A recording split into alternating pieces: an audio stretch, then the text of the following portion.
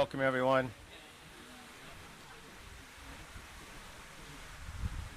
Please stand for our colors.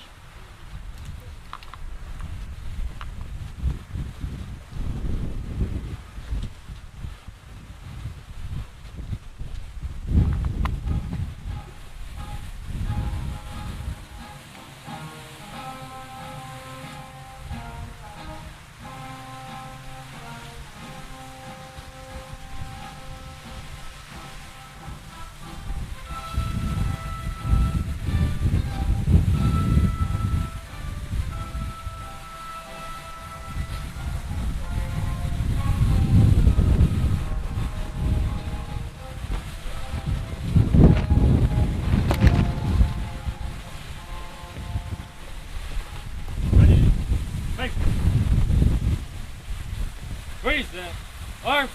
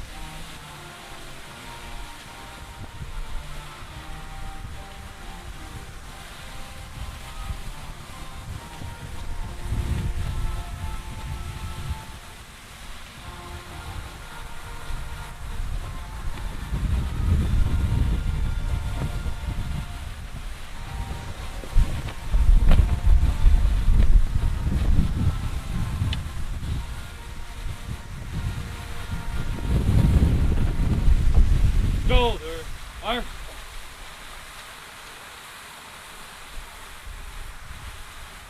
Forward. Shoulder guard. Post.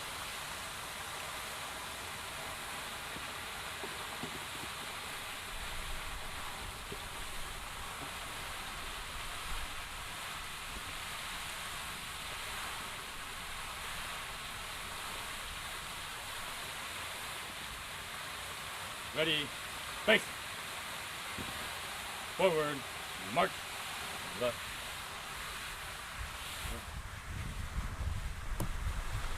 Please remain standing for a moment of silence.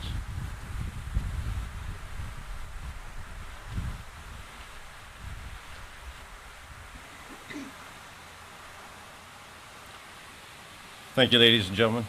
You're welcome to be seated.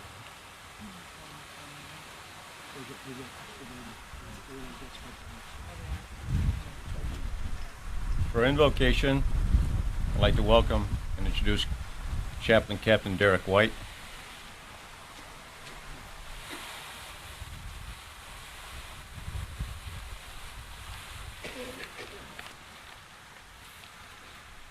I invite you to join with me in prayer. Since the beginning of time, there has been wars upon wars upon wars. And while we pray for peace and prosperity for all, we know nations must maintain military forces to ensure that there are periods of peace. If there is anything sacred in war today, it is a sobering reminder as we gather on hallowed ground. The scriptures say there is no greater love than one who lays down their life for another. Each and every veteran laid to rest has done just that. In our observance of the sacrifices made by our brothers and sisters in uniform, and the sacrifices shared among our Gold Star, Blue Star, and military families, let our thoughts and prayers be with them this day. We honor those who have come before us to defend the principles of this great nation. As many gather in town centers, around monuments, in cemeteries, and process in parades, may we be unified as a nation, putting foolish speech aside, silenced by the knowledge that the graves are marked with flags as a reminder that we as a nation must do better. May their eternal silence be spoken louder than the noise of our discontent. Lord, you gave us death so that we might cherish life. Let us cherish and live the lives that they cannot, truly grateful for the sacrifices they have made on our behalf. Amen.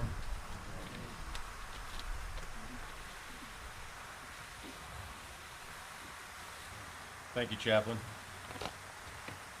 Good afternoon, everyone. Again, thank you, Otis Civilian Advisory Council Memorial Day Observance. Before we begin our ceremony, I would like to introduce you to Don Cox, past president with Otis Civilian Advisory Council and president with Military Support Foundation, to welcome our dignitaries and all our guests for today. Thank you, Don. Good afternoon, everyone. Welcome to the annual Memorial Day service. On behalf of the Otis Civilian Advisory Council and the Foundation, I'd like to welcome Brigadier General Christopher Faux, Colonel Virginia Dunan, Colonel Virginia Gaglio, Lieutenant Colonel James Roberts, Lieutenant Colonel Brian Holloway, Captain Mike Hudson, Commander Mike Cost, ATM CM Brian Zuckerman from Air Station Cape Cod. I'd also like to welcome Commodore Bellman and Commodore Gabriel. And if I could ask the past presidents of the Otis Civilian Advisory Council to stand and be recognized.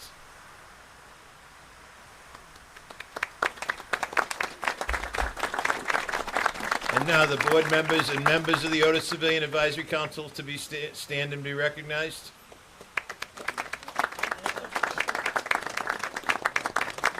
And today we have a very special guest with us, a young lady from Falmouth who's 99 years young and a Navy veteran.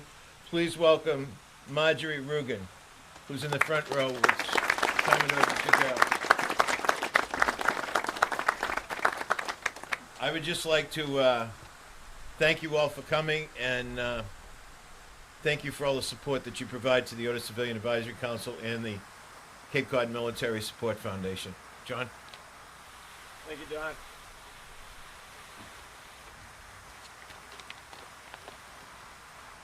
I have my glasses, but the glue on? Well, I had glasses anyways. I got, this is large enough print. We should be able to be all right. I'd like to thank you and take a moment to provide a history about Otis Civilian Advisory Council and this beautiful park. Otis Civilian Advisory Council dedicates back in the 1940s.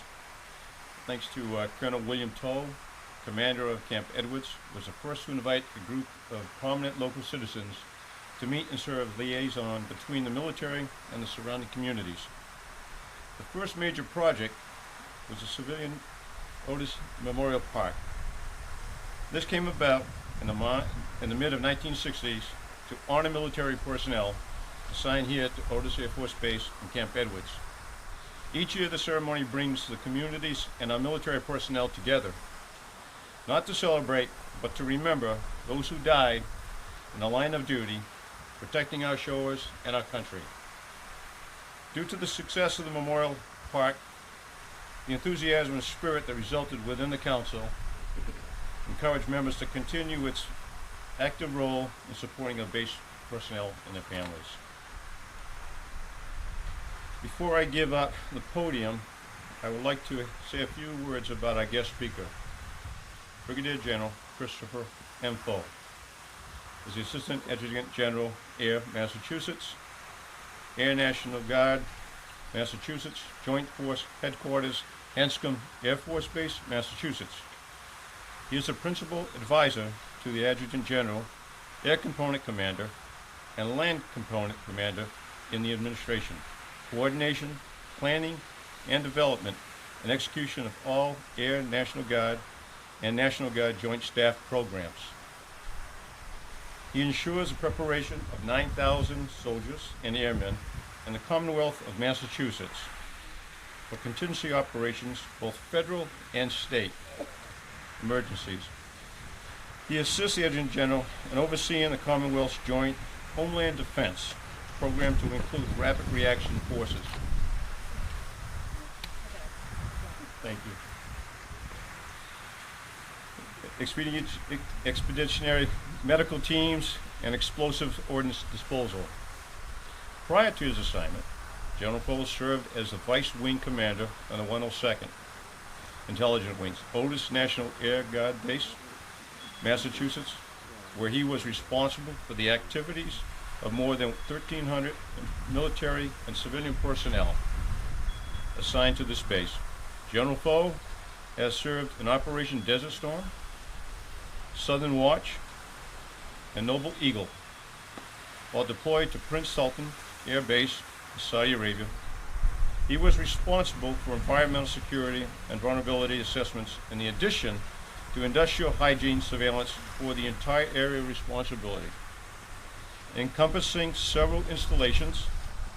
Having commanded at the group level 102nd Mission Support Group, General Faux received his commission through the ROTC program in Norwich University and joined the Massachusetts Air National Guard in 1987.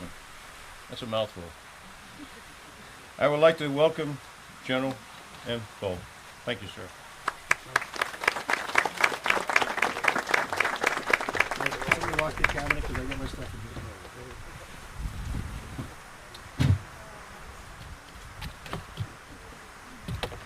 Thanks, John, for that nice summary of my bio. Good afternoon, ladies and gentlemen. My name is Chris Faux. I'm the Assistant Adjutant General of the Air National Guard, as John mentioned, and the Executive Director of Joint Base Cape Cod.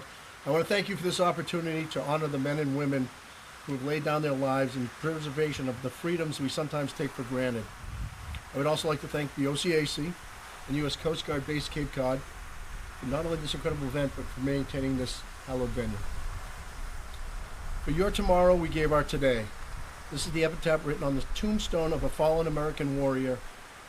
It's why it's important this Memorial Day to reflect upon the tomorrows left to us by thousands of brave and selfless men and women, service members who paid the ultimate sacrifice fighting our nation's wars. Memorial Day is the one day set aside each year to remember those who Abraham Lincoln observed gave the last full measure of devotion. We're here today because of them. They fell in the jungles of the South Pacific, on the bloody beaches of Normandy, on the icy slopes of the Korean Peninsula, in the rice paddies of Vietnam, the mountains and caves of Afghanistan, and on the sands of Iraq. And some made that sacrifice on American soil. Was it any less honorable? Was it any less impactful? Hopefully when we finish here today, you will join me in saying no, it was not. I'm going to change direction slightly and tell a story, or should I say untold story, of a group of American heroes, focusing on a particular aviator that we will honor here today. Women Airforce Service Pilots, or WASPs as they were known, were the first women to fly American military aircraft. The WASPs were a distinguished group of female pilots that flew during World War II. Of 25,000 applicants, 1,830 were accepted into the training program and 1,074 completed the rigorous training. These graduates joined the 28th WAFS, or Women's Auxiliary Ferry Squadron, on August 5th to become WASPs.